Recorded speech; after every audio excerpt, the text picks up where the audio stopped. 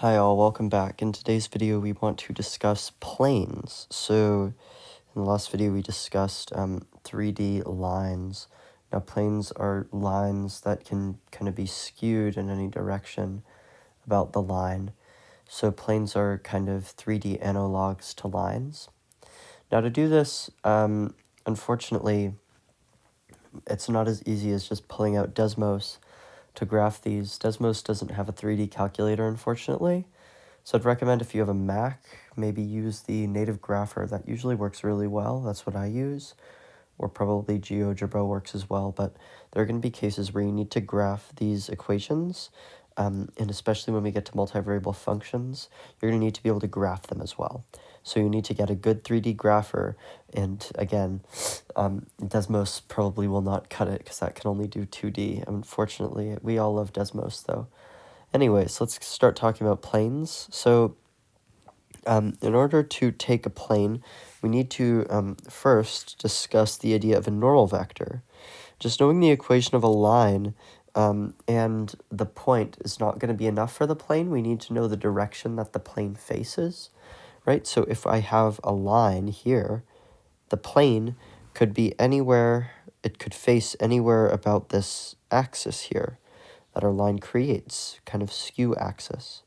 So what we need is we need something called the normal vector. So let's say this is our plane and this lies on our line somehow. And essentially, what we want to look for is we want to look for a vector that points directly out and up on this plane here, and that will give us more information about the plane. So actually, if I have the normal vector and I dot the normal vector with r minus r naught, so that's the initial vector minus the position vector minus the initial vector, then that's equal to 0. Furthermore, if I take this by components, if I take n to be equal to ABC, and then our starting point that we know of is equal to x naught, y naught, z naught, then we can make an equation for the plane. Now the equation for the plane is a times x minus x naught plus b times y minus y naught plus c times z minus c naught. Now x, y, and z stay as independent variables because this equation will then be in standard form. Okay, let's try an example. So let's find the equation for a plane which passes through P, Q, and R such that P is equal to 1, 3, 2, Q is equal to 3, negative 1, 6, and R is equal to 5, 2, 1. Okay, so in order to find A and B, we're going to start with P. P is going to be our point, and we're going to find vectors A and B that point out. So one will go to R and one will go to Q from P. So we can do this by simple subtraction. So you get vector A is equal to vector PQ is equal to 2, negative 4, 4. B vector is equal to PR vector, which is equal to 4, negative 1, negative 2. So now we take the cross product of both of these vectors in order to achieve the normal vector, which of course is perpendicular to both of them. We'll produce a normal vector.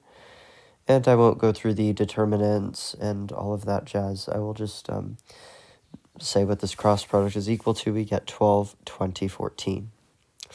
Okay, so now we can plug our normal vector into the equation for the line of the equation for the plane. So you get 12 times x minus 1 plus 20 times y minus 3 plus 14 times z minus 2 is equal to 0. We can distribute and we get 6x plus 10y plus 7z is equal to 50. You can graph that out if you like, but that's the equation for our plane. Now we'd also like to talk about distances between planes. So we can say that the distance between two planes is equal to the absolute value, the magnitude of a x sub 1 plus b y sub 1 plus c z sub 1 plus d over the square root of a squared plus b squared plus c squared. Let's try an example. I've got this drawn out here so that we can visualize this when we want. Anyways, I would like us to find the distance between the following planes. So the first plane is equal to 10x plus 2y minus 2z is equal to 5. 5x plus y minus z is equal to 1. Okay, so now we want to find the distance between these two planes. So to do that, we want to find the minimum distance. We want to find the distance by the normal plane. So we can tell by these equations that the components are normal, or are proportional, because this is the x component of the normal vector, this is the y component, this is the z component, this is the, and then same for the others, so we get one normal vector is equal to 10, 2, negative 2, and the other is equal to 5, 1, negative 1. These are proportional, so thus the planes are going to be parallel. Okay, so now we are going to make things easy. We're going to let y and z be equal to 0, thus we get the equation in the first plane 10x equals 5. So that satisfies the equation given x equals a half, so we get the point 1/2, 0 on our plane. So now what we can do is we can calculate the distance. So we get 5 times 1/2 plus 0 minus 1 over the square root of 5 squared plus 1 squared plus 1 squared, which is equal to rad 3 over 6. Alright, so that is some discussion of planes and some applications of the planes, discussing them. They'll be fairly important in our studies of multivariable calculus. Something else that we will be studying before we finish this unit is the idea of a quartic surface, which is essentially a conic section but in 3D. We'll discuss that in the next video. Thanks for watching.